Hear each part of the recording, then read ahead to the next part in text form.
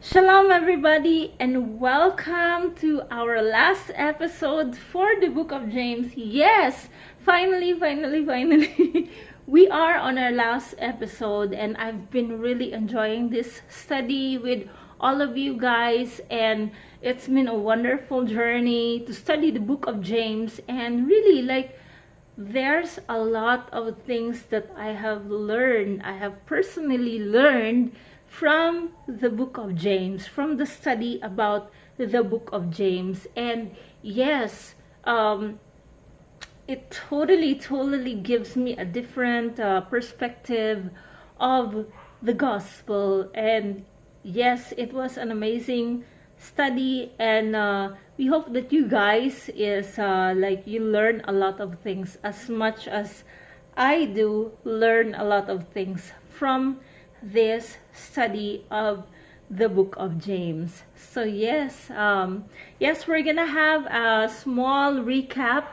of our study with the book of James, since it is the last episode. Two more, and then yes, two last episodes of no, not episode, but we're gonna discuss the two more left about the 6 tests of faith. And it's an amazing study to study the book of James with all of you. I've learned a lot of things that I've learned in this beautiful study about the book of James. So why don't we have just a small recap before we proceed to the last two of our study about the book of James. So let me just drink some water. So but there's a tag. so thank you to someone who gave that gift to me. It's really helpful, and it's really amazing. So right now, let's do a recap with our study with the book of James. So as we all know, that James is the half-brother of Yeshua. He's the half-brother of Yeshua, and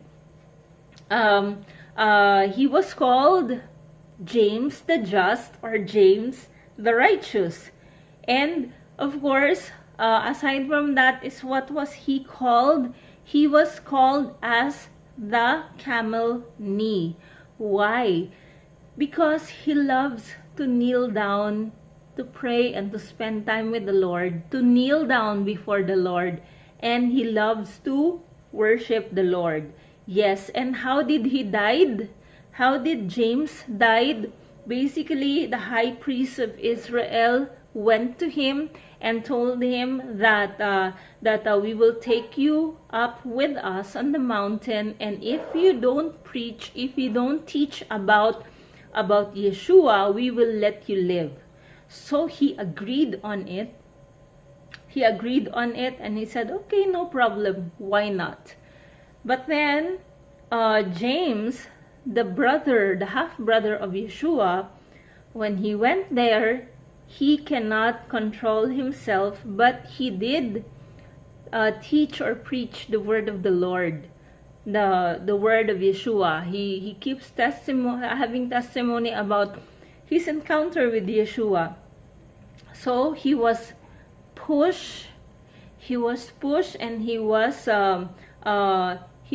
pushed to the pit, and then fell down.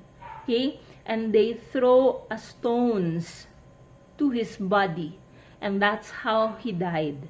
Okay, so again, the book of James in the Bible, it has 5 books, and it teaches us about the 6 tests of faith.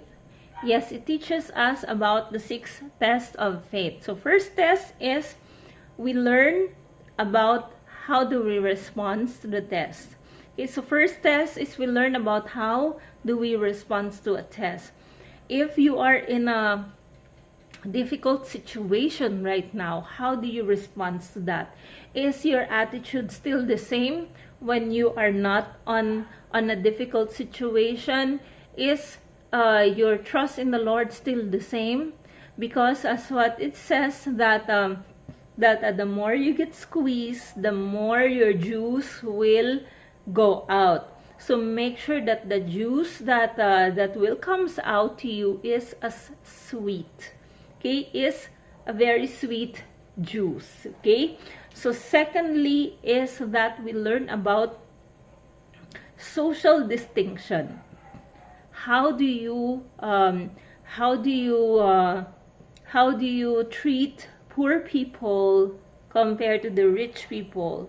Like if you see a rich people, you will treat them extra, you will give them extra service. I'm not talking about the extra service that people are thinking. What I'm trying to say is that you give them extra mile of service, while you keep on telling to the poor people that, oh, okay, you just sit at the back, let the rich guy sit on the front.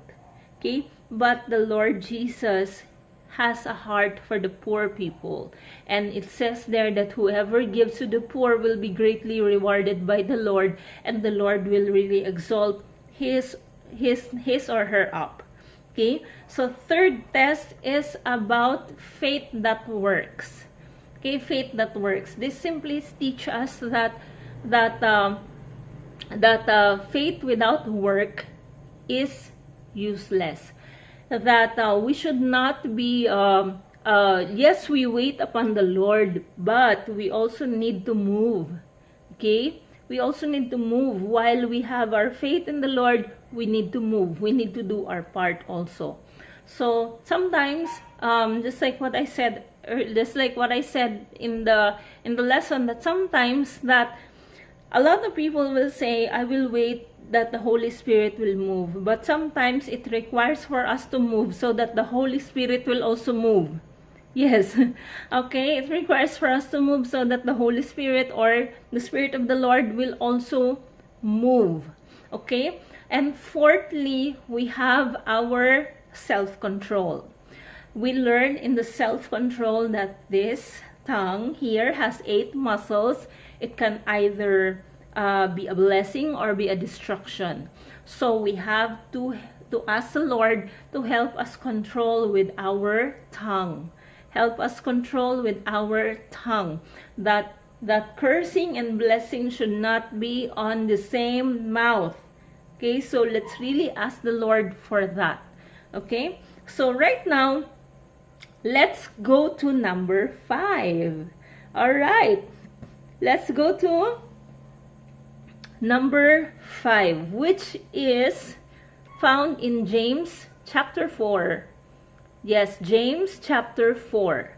So we are now on James chapter 4. Yes. We are now on James chapter 4. And the fifth on the 6 tests of faith, the 5th one is that your faith towards the world and worldliness. Again, your faith towards the world and worldliness. Once again, I would like to apologize if you hear a noise, because again, there's a dog in the neighbor, plus we are on the side of the road. So my apologies to that. So next time I will look for a place where it's more quieter. So yes. So again, number 5 is we have your faith towards the world and worldliness. Yes. Sorry po. Your faith towards the world and worldliness. So let's read James 4. I will read from verse 1 up to verse 10. So it says here, where do wars and fights come from among you? Do they not come from your desires for pleasure that war in your members? Verse 2, you lust and do not have, you murder and covet and cannot obtain, you fight and war, yet you do not have because you did not ask.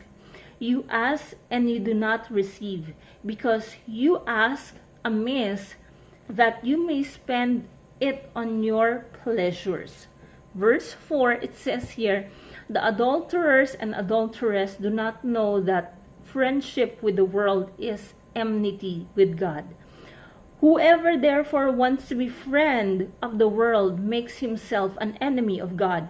Verse 5, or do you think that the scripture says in vain, the Spirit who dwells in us yearns jealousy? Verse 6, it says here, but he gives more grace. Therefore he says, God resists the proud, but gives grace to the humble. Verse 7, therefore submit to God, resist the devil, and he will flee from you. Draw near to God, and he will draw near to you. Close your hands, you sinners, and purify your hearts, you double-minded. Verse 9, lament and mourn and weep. Let your laughter be turned into mourning and your joy to gloom.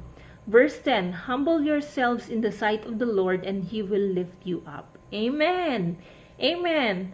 So verse 10 says, humble yourselves in the sight of the Lord, and he will lift you up.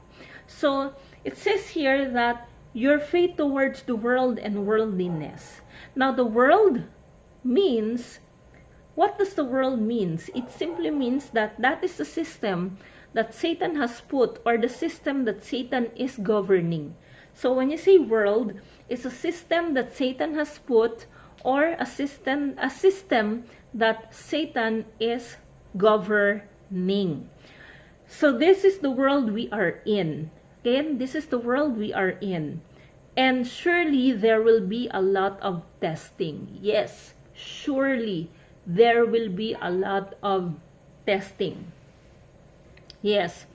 Now, how does our faith defend us in the world of worldliness? How does our faith defend us in a world of worldliness?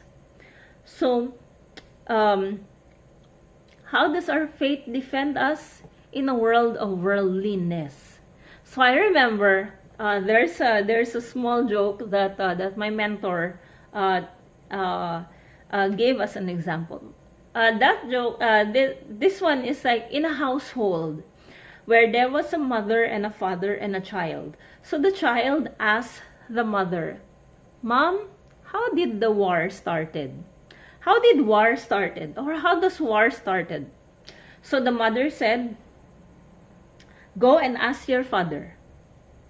So the child asked the father, and he said, Daddy, how did the war started? So the daddy said that the war started because of politics, because of misunderstanding, and because of some bad mouth. So that's how the war started. And then suddenly the mom said that no, the war started because of this person and that person did that, and blah blah blah blah blah blah blah. So finally the mother and the father argue that the father said, no, that's not how the war started. And then finally the child said to both the parents, Mom, Dad, it's okay. Now I know how the war started. Okay. So it's just a joke, but it's somehow true, right? Somehow true. So it says here that in James 4 verse 1, it says here, it says here that, where do wars and fights come from among you? Do they not come from your desires for pleasure that war in your members? So it simply says that why war takes place, it is because of lack of understanding. It is also that's the number one thing. Okay,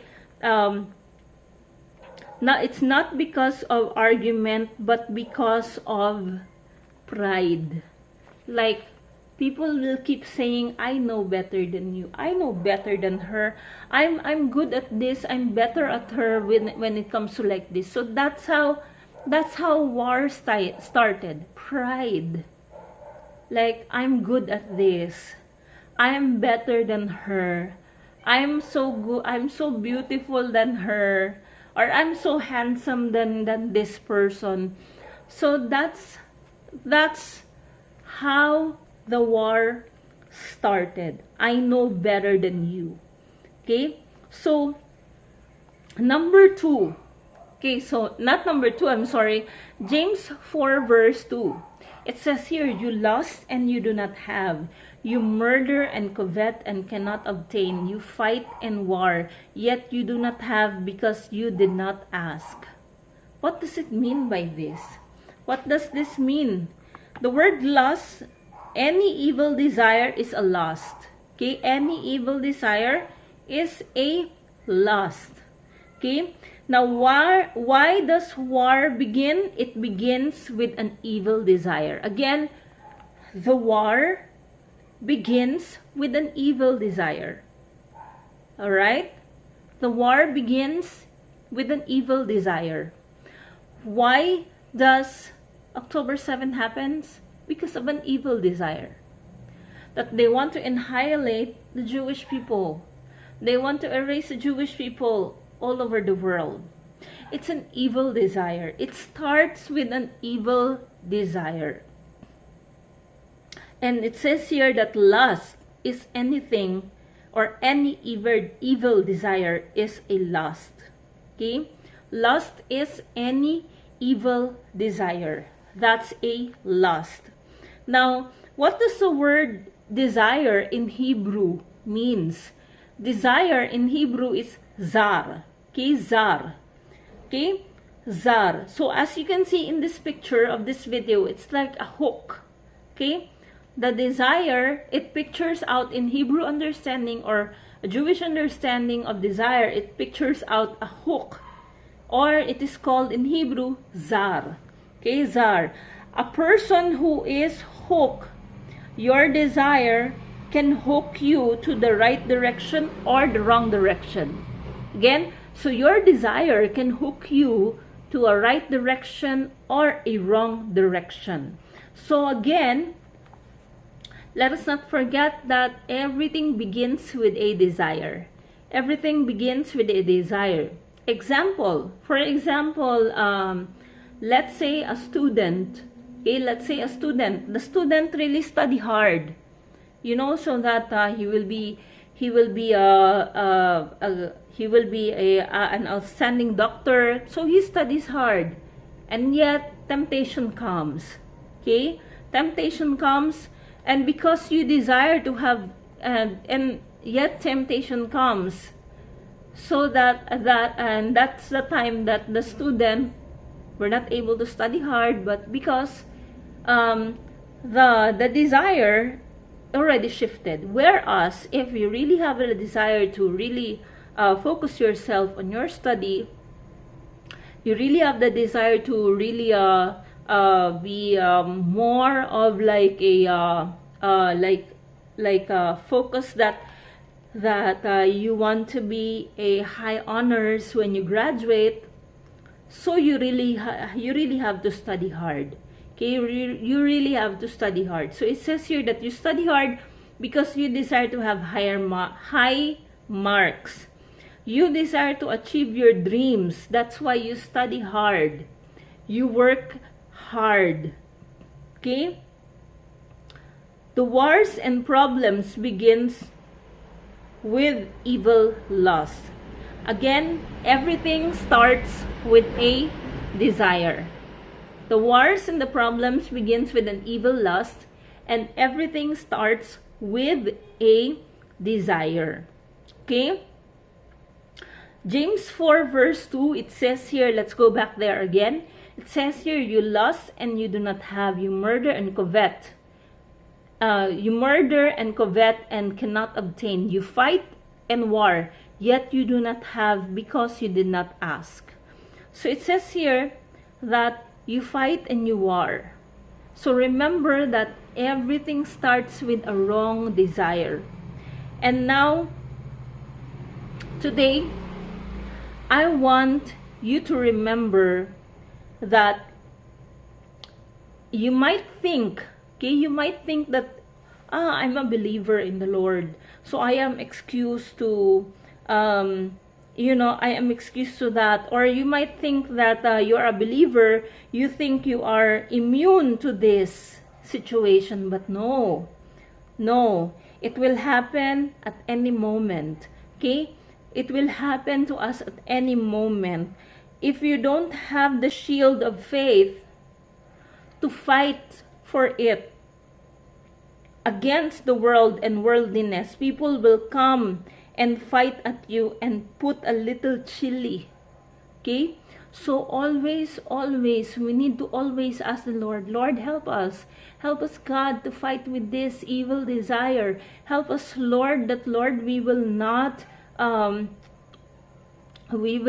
be going through this. Okay? Help us, Lord, that we will not go through these things. The Lord, if we go through these things, help us, Lord, to fight for it. Fight in behalf of us, God. So that's one thing that we really need to ask the Lord. And it says here that please flee from evil desire. Again, flee from evil desire. Flee from it. Do not stay there. Run. Flee from it. Flee from evil desire. And the Bible shows how we should do it. Again, the Bible or the Word of God shows how we should do it. How are we going to do it? Okay? Flee from evil desires. The Bible clearly is telling us or showing us how should we do it. Now, let's go further to James 4 verse 3. All right. Let me drink some water.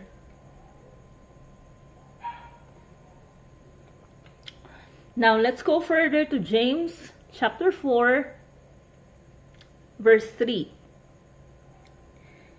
It says here, you ask and do not receive, because you ask amiss, that you may spend it to your pleasure. You may spend it on your pleasure. Sorry. Again, let me read that one more time. You ask and do not receive, because you ask amiss, that you may spend it on your pleasure. What does it mean by that? It says here, what do we do with our prayer sometimes? What do we do with our prayer sometimes? Sometimes, like our prayer is so selfish. Yes, it is not bad to ask the Lord that, Lord, bless us. Lord, I want this, I want that. But let us not have a selfish prayer. Sorry. Let us not have a selfish prayer. That, most of the prayers that we have is, Lord, bless me, but don't bless this person. Or, Lord, give me more marks than that person, or this and that, because Lord, he is this and that. But the prayer should not be like that. When it all becomes about you, it will be I see you. Okay? When it all becomes about you, it will be I see you. That's why it is very important for us to really, really, really test every desire. It's very important for us to really test every desire that we have. Okay? Test every desire that we have. Is it from God? Or is it only from me? Remember that it is the wisdom that comes from God. Okay? Remember that we need to have a wisdom that comes from God. Remember that wisdom that comes from God is pure. Again, let me repeat that. Remember that wisdom that comes from God is pure. Okay? So remember that the wisdom that comes from God is pure. pure. And my question is that, is your actions connected to purity? Is your actions connected to purity? Example, when you touch with the opposite sex, is it with lust or without lust? Like, for example, when you touch with the opposite sex, is it like, when you do it, do you feel lust, or do you feel do you feel without lust? Okay? Remember that our actions is connected to purity of the heart. So remember that our actions is basically connected to the purity of the heart. It's all connected to be in the purity of the heart. And we need to always remember that. We need to be very careful with our actions. We need to be very careful with the way we speak, because it all connects to our purity of the heart. So remember that purity is very important. Yes, purity is very important. And to keep ourselves pure before the Lord. But if you are a person that who already given yourself, who already committed sin unto the Lord, it's not yet the end of the world. There is still hope. That we have a God who is a forgiving God, who is a loving God, who is a faithful God. There is hope to each and every one of us. And we just need to really ask the Lord for forgiveness and really turn away from that. Really turn away from those sins that we committed. So hold on to God. So I remember one song that really speaks about holding on to God. I think it's the band is entitled 7-7. I'm not sure. I already not I think so. But the song says that okay, I remember this song because it was during the time in my lowest point of life. One of my lowest point of life. Yes.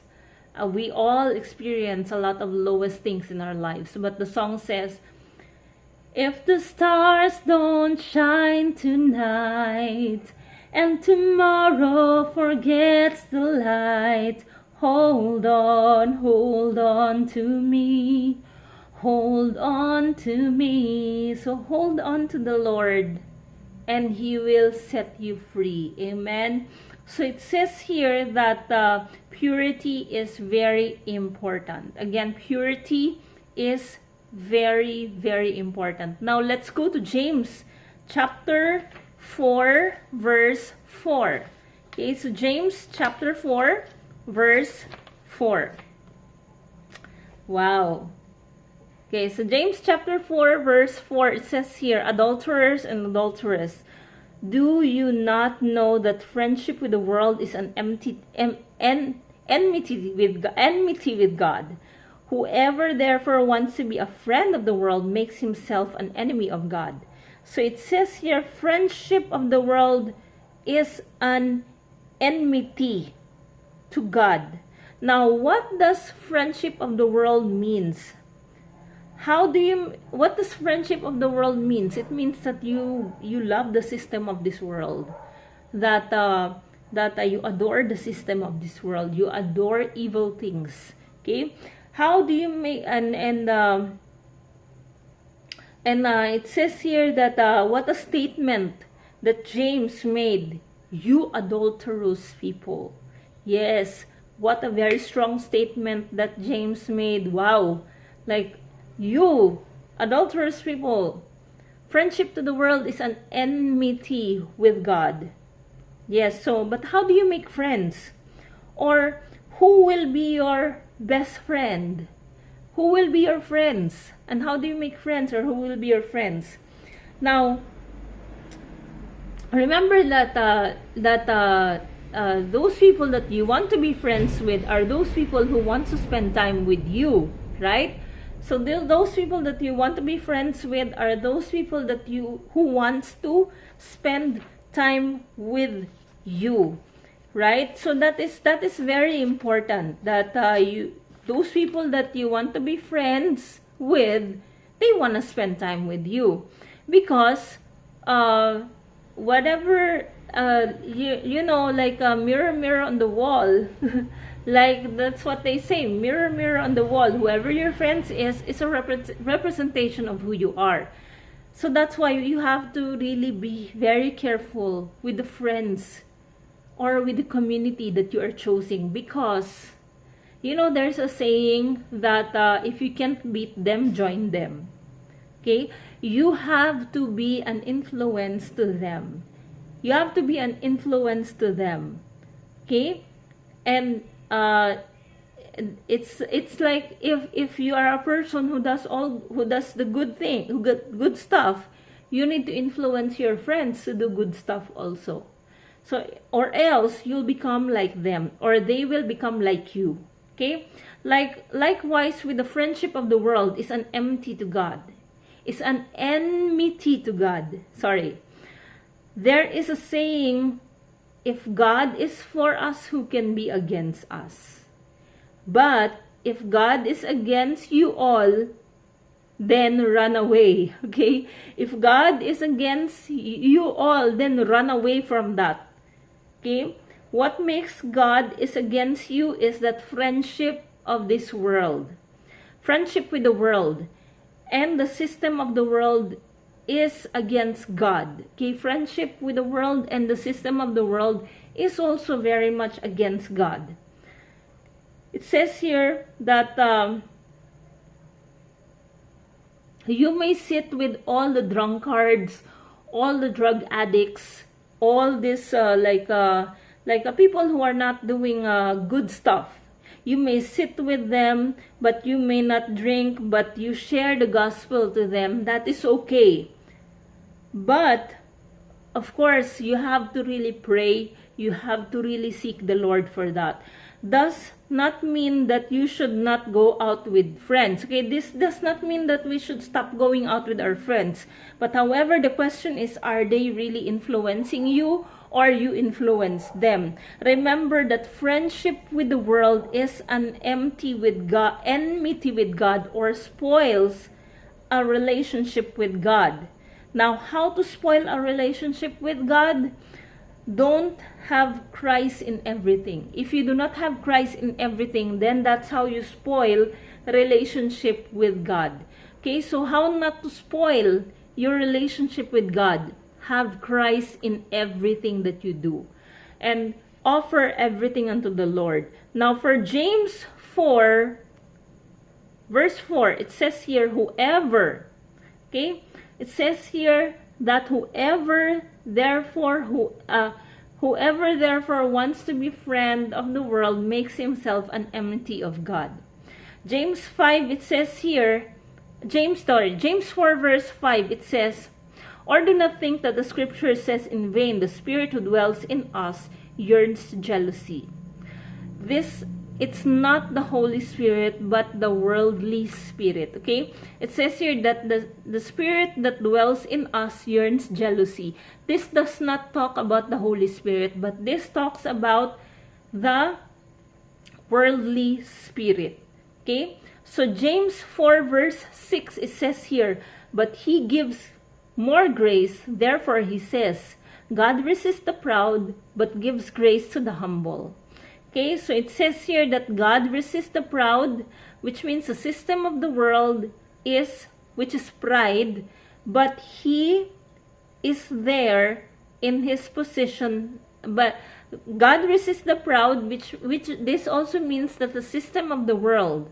Okay, remember that Satan was in a very top position, but because of pride, he was thrown away because of his pride. Now, remember that God hates pride. Number one, God hates proud people, and God loves the humble people. So 3 things. God hates pride, God hates the proud people and God loves the humble people. And remember that friendship with the world is an enmity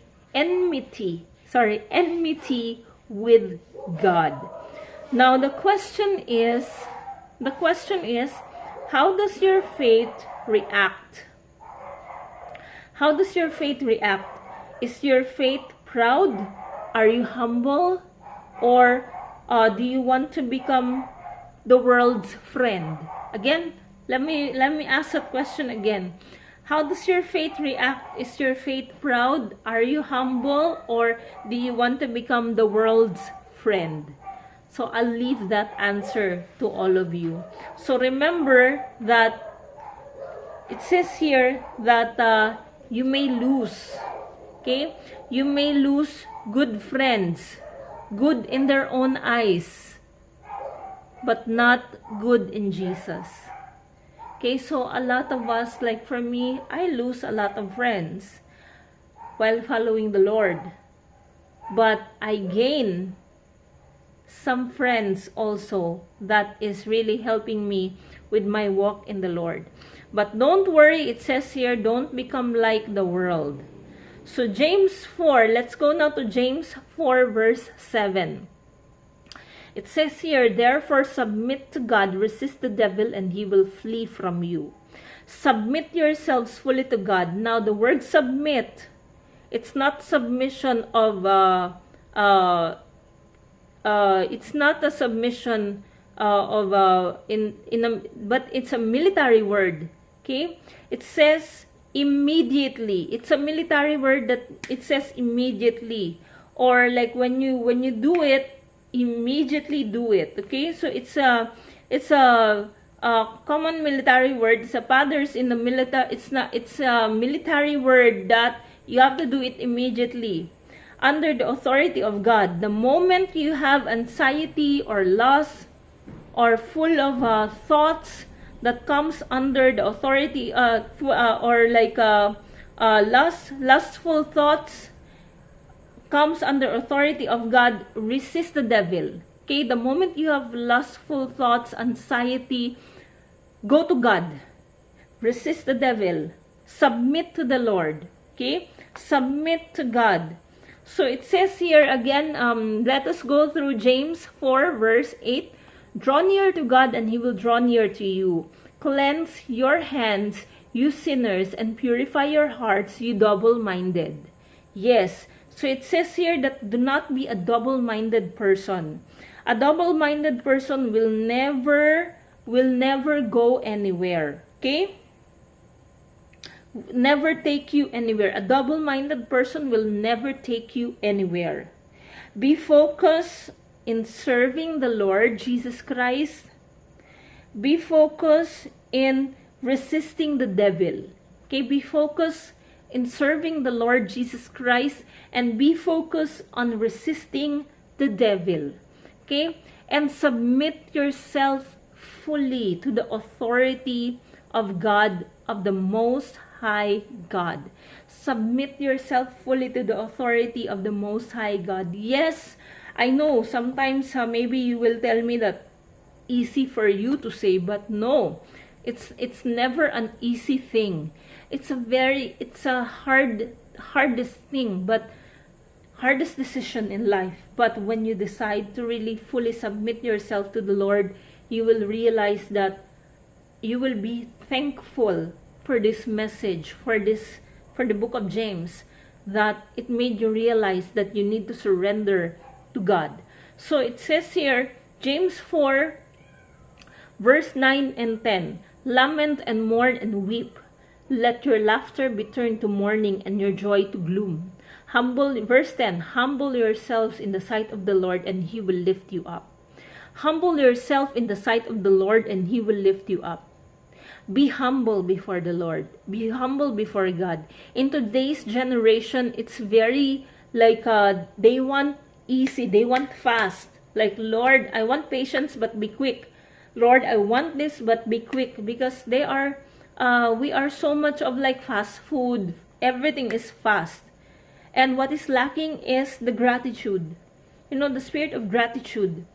Gratitude shall mark your identity. We always need to thank the Lord. In everything, give thanks to the Lord. That's what He says. In everything, give thanks. Like, Lord, thank you so much for the family that you gave me. Thank you so much for my mentor. Thank you so much, Lord, for the fellowship that you gave me. In everything, whether big things or small things, you are to thank the Lord for everything that He has done. Yes, so this is what the generation of today is lacking. The gratitude, the spirit of gratitude. So it says here, if you want to go higher, then you should go lower. Humble yourself before the Lord. Jesus Christ came to this earth.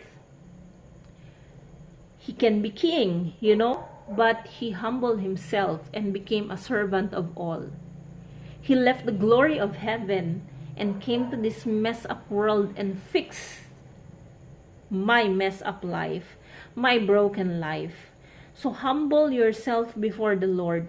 If you want, it says here that show sincerest humility. When you do that, God is pleased because the Lord will lift you up. Now, each one of us has its own testimony. And be humble. Don't fall into evil desires. Don't be friend to the world, but be friend. Alright everyone, so sorry for that, the video got cut off. But of course, it says here, once again, it says here that, of course, each and every one of us, we have our own testimony. Okay, we have our own testimony to share. And let's just be humble before the Lord. Do not fall into evil desires. And do not be friend to the world, but be friend with God. Okay? So do not be friend with the world, but be friend with God. And lastly is that number 6 of James, the book of James, and the very last one. Okay, so lastly is that, alright, pray in all circumstances. It says here, pray in all circumstances. Yes, it is very, very important that we need to always pray to the Lord. We need to always pray to the Lord. And how do we pray? How do we pray? How do we pray to God? First is, of course, confess your trespasses to God and to one another. And then pray for one another. Remember that it says here in James 5:16, it says here, confess your trespasses to one another and pray for one another, that you may be healed. The effective, fervent prayer of a righteous man avails much.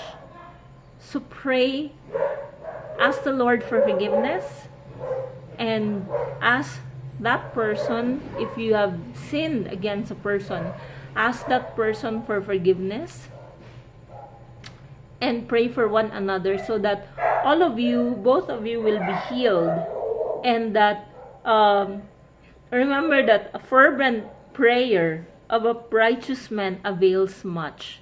But there are circumstances that that some people they might lose contact with the person whom they are having feud or quarrel with. And they might lose contact. Simply just ask the Lord. Just be honest with the Lord. The Lord, help me to forgive this person because I cannot forgive this person, because it's hard for me to forgive this person because of what he did to me. But Lord, help me to forgive and to forget. So, sorry, my throat is a little bit itchy.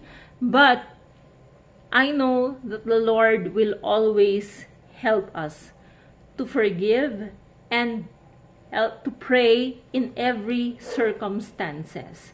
Yes. So that ends our 6 tests of faith by the book of James. So again, number 1 is we have your response to the test.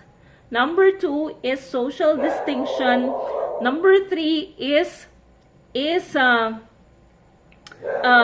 faith that works. Number 4 is self-control. Number 5 is friendship to the world and worldliness.